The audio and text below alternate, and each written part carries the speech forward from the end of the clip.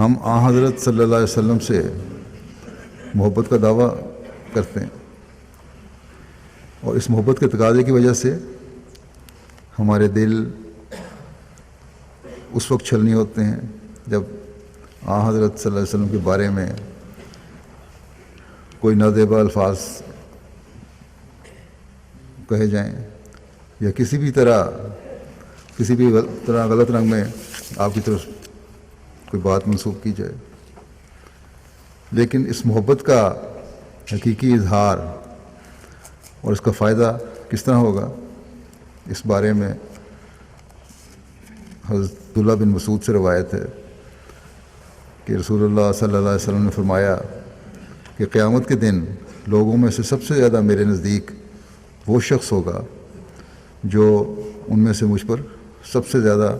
درود بھیجنے والا ہوگا۔ بس آن حضرت صلی اللہ علیہ وسلم سے حقیقی محبت کا اظہار،